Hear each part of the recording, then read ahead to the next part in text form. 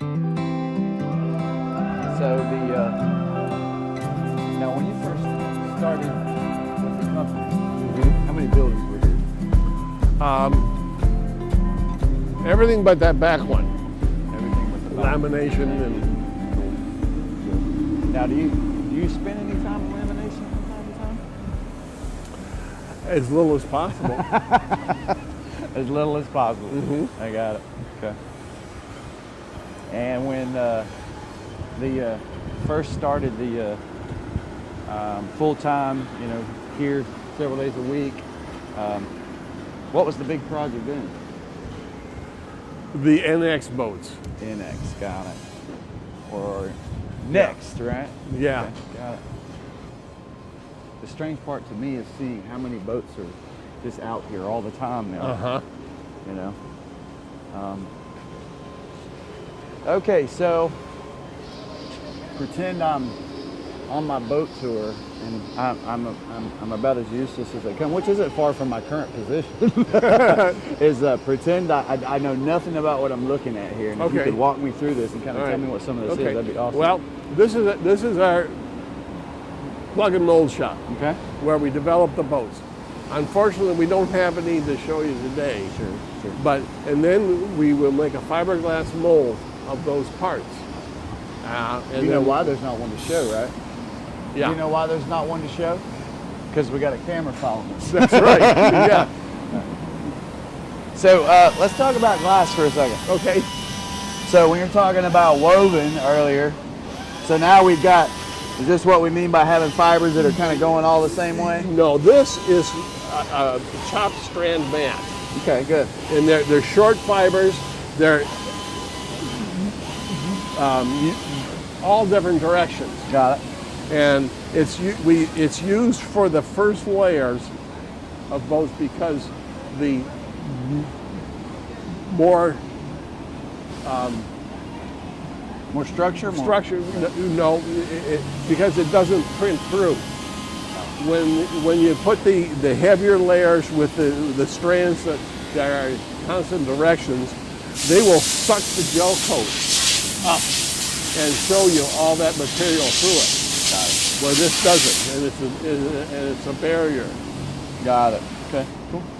So what do we got back over here in the corner? That we're working on, that we're going to build our 31 from. 31. Okay. So we take an older mold. Is that what we've done now?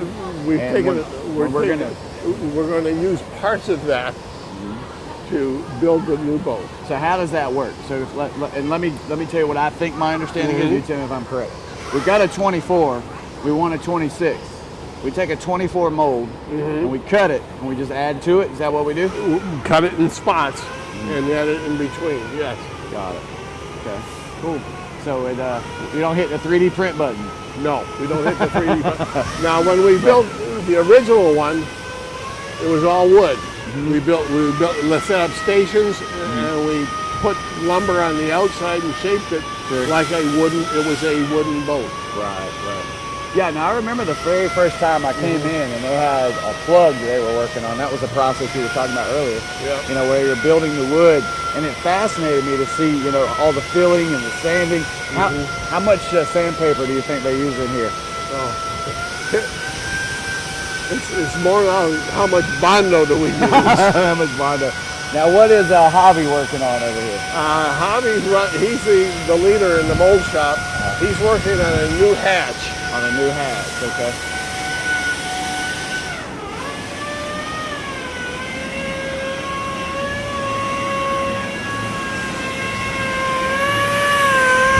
And again, the Bondo. Right. So this started as a piece of wood. Started out as a piece of wood. Cut out our radiuses. Yep. On the outside, and then start sanding and bondoing. Sanding and bondoing. Okay. Exactly. Got it. Okay. And okay, cool. And then what are we working on over here?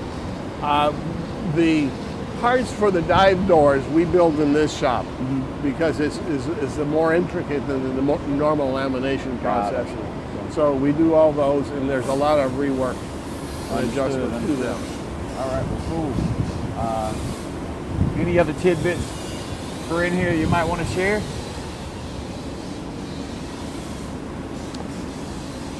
We do metal work. We do woodwork.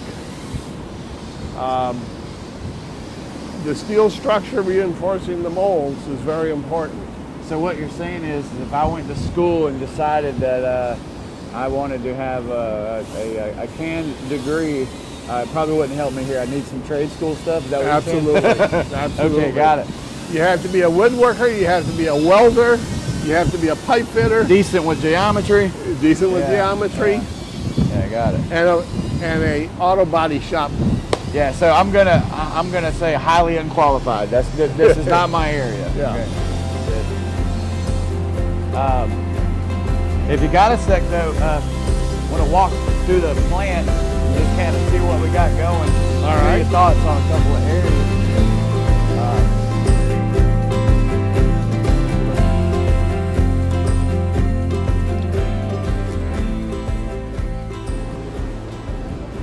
So this one's obviously getting ready to, get shipped out somewhere. Mm-hmm. So talk to me about the tech, so this is, even now, this is completely quote unquote outdated with analog gauges and, radio head on there. So what was on the dashboard on the first Seyler boat? Digital gauges. Digital gauges on the first Seyler? Yep. Okay. Mm-hmm. We were quite advanced ahead of the game. Head of the game, right? Yeah. Primarily, both at that time all had analog gauges, right? Like these. Gotcha. So, let's look down here. Mm-hmm. Careful.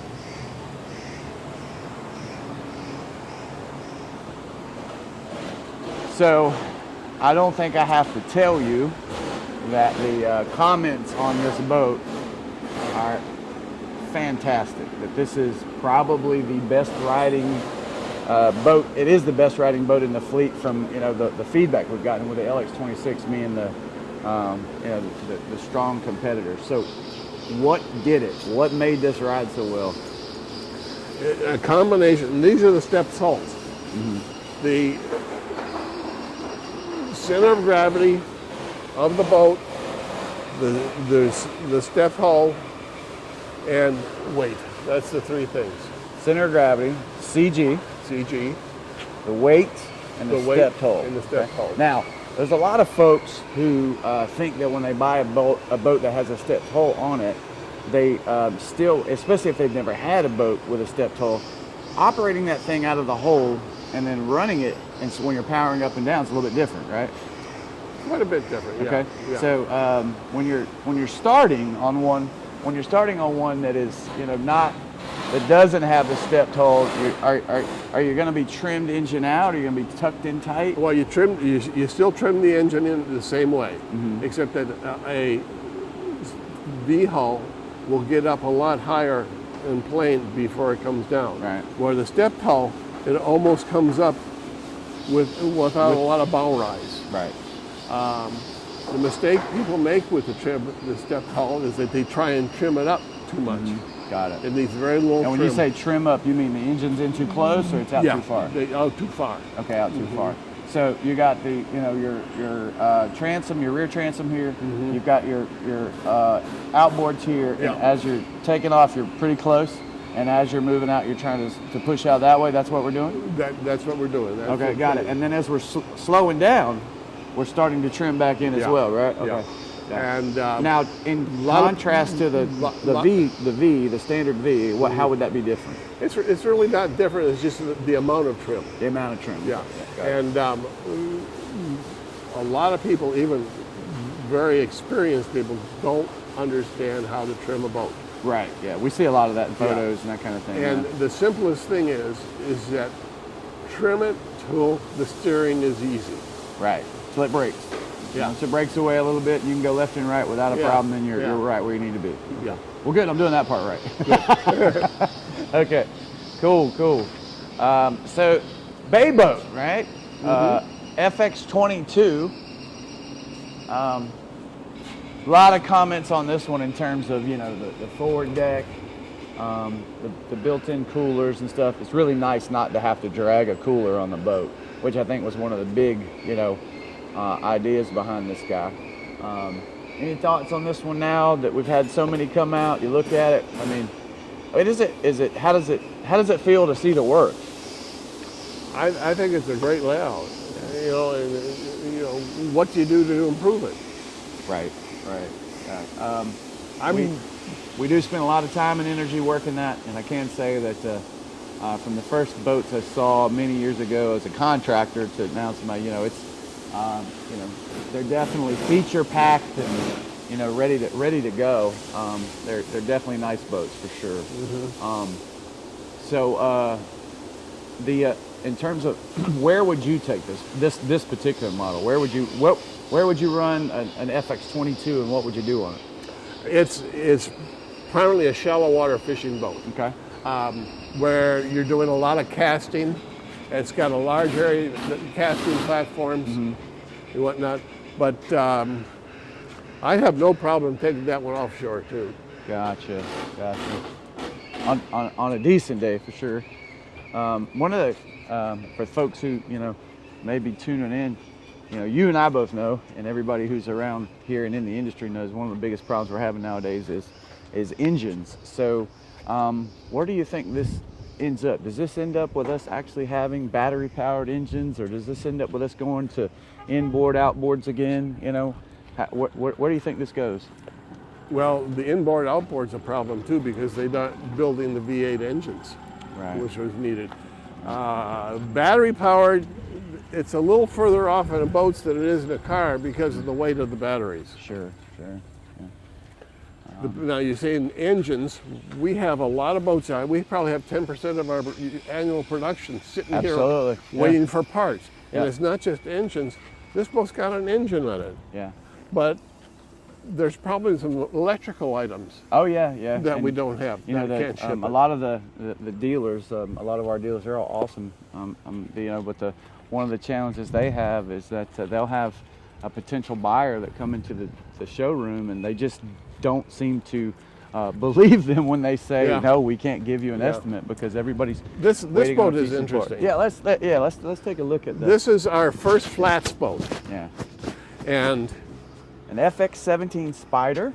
And if I had to put my 2 cents on it, this is absolutely one of the favorite boats we build. It's just super cool. Yeah. It seems like something that a youthful guy could still have and could fit in a garage relatively easily and could go do a lot of shallow water stuff with. So I really, so tell me what you think about it. Okay, the idea of a flats boat is called a skinny water boat, where you don't want it to have a lot of draft. When we came out with this, the competition were all very expensive. Yes, ridiculously expensive. So we built this boat, performs almost as good as the far more expensive boat. I'm probably thinking that it may be a half-inch more draft, not much. Right. But the idea was that you could buy this boat, a trailer, and a truck to pull it with for the cost of what you would have to buy the competition. The competing, right. And I don't know if you heard, we did have one as a sponsored item that you could win. It was a 19 actually for a tournament, and if you caught a tagged redfish. So it's up against 3 other boats, and if it's up to the person who caught the fish to determine which one they're going to take. But if they're red fishing, I kind of already know where I think they're going to go. Yeah. This one's a fun one to own. It really is. Looking at this is something that I definitely, it has a unique place in my mind for certain. They're fun to drive. They are fun to drive, and you're so close to the water. Now, for a lot of folks who don't understand the plumbing systems that go in there, can you just kind of give us a 2-second version of what all this stuff is? What all this stuff is? Yeah. These are high-speed water pickups, and they're connected to a pump that fills all the live wells. These are all drains, from the cockpit drains to the live well drains, all the well pumps. Okay. And of course, there's a transducer for your transducer for the trolling motor. Yeah, and then you've got a jack plate. Yeah. This one's a mini jack plate. Yeah, folks don't understand the importance of this. You know, to move it a little bit further back gives you actually kind of I dare say a little bit more footage, but that is exactly what it does in a way. Yeah, but the big thing is that you can raise the engine up. Yes. To run it shallower. Right. And then, of course, you know, on that note, you got trim tabs, which work like an aircraft. Yeah. So yeah. trim down, trim up. Yeah. The trim tabs are for these boats are entirely for takeoff. Right. No, not for takeoff. You don't need them for takeoff. They're to control if you have the wind from below on you, or you have an offset load, you can level the boat out while you're running. Gotcha. They're totally unnecessary for performance of the boat. So, for anybody who might see or hear our discussion later, ladies and gentlemen, this is not a table. It's a pretty functional one, though. Yeah, and let's check out inside. Okay.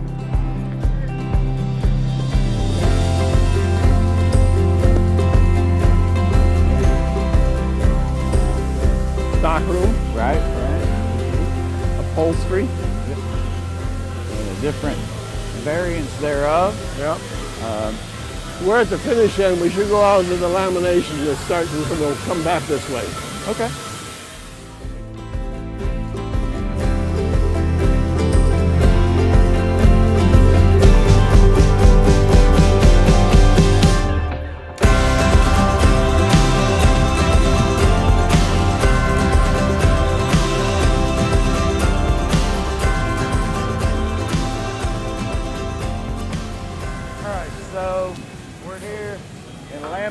World, you know, I remember when when we just built this building. I don't know if I told you guys, but I had a couple of those combat drones, and when there was nothing in here, we came in and flew those combat drones. I remember that. Yeah. So tell me what these guys are doing over here. All right, they're laminating a hull. They will raise the hull up and turn it on its side so they can get in it. And then they can rotate it to the other side. They'll do one half of the side. That's what we're cranking over there? That's what they're cranking. That's what we're cranking? Raising it up. Oh, yeah. Cool. Cranking that guy around. Got it. Now over here. When we build our hulls, we use a vinyl ester resin in the skin coat, which is more impervious to water intrusion. More expensive too, by the way. Yeah. The white material on the side is a core. It acts as a building thickness for stiffness, but also a barrier against the woven materials that go on the backside of that. So we're going to spray this guy. And after we spray this guy and it kind of seats and hardens, at what point do they kind of pull it? Where do they pull it? When do they pull it? How long? They'll pull it tomorrow morning. Pull it tomorrow morning. Yeah.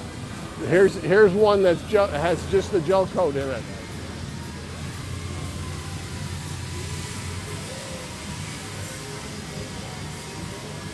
That's the outside layer. And this one's going to be black on the bottom and white on the sides.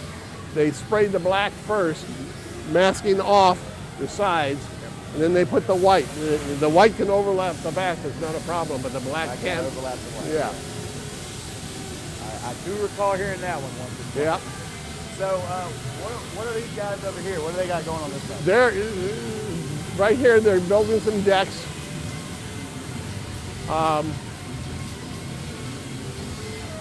Small parts, all our hatches are two-piece molds. And so they're finished on both sides? Finished on both sides. Okay. And what we call them, they're squished parts. Squished. They take them and the two parts together, they'll put core material, they'll put resin material in them, put them together, and they stick them in the press, and they actually squish them down. So it pops out like cookies and cakes? Yeah, right. That's right. Cookies and cake, got it. Yeah. So, small parts, decks, lids, all that going on over here. How many people you think they got in lamination today? 35, 40. sorry, one more time. 35 to 40. So this area is hell on shoes, by the way. Yes, it is. And then over here, now what we're looking at here with these guys here, can you explain what this is? These are hard top molds. Uh-huh. They're ready to be gelled. In the gel booth, they'll spray the gel coat on them, and then they'll come out over. There's ones that are gelled. Then they build the laminate on So top of those those. guys were over here basically in the Yeah. cake pan. Yeah, Okay, got it. Cool. yeah. And And then we're gonna this is the bottom part, and that's the top part, and they squish those together too. and then over here we got spray booth, right? Yeah. Where they're actually applying the color. Yes. Okay. Now, when it comes out of this mold here, it immediately after a curing process, a time release, it then goes over here. Is that the next stop, or do Yep. we grind and everything else out of it? Yeah. Once they get pulled from the mold, they go over into that area where they grind all the flashings, drill the holes, cut all the. Now these guys over here, they're hand rolling. Mm-hmm. What exactly are they doing over there with those rollers? The fiberglass, when it's applied to the molds, needs to be rolled. You need to roll out all the air, basically flattening out air. pushing out air. Got it. Now, is there a faster or more efficient way to do that? No. Hey, No. that was you.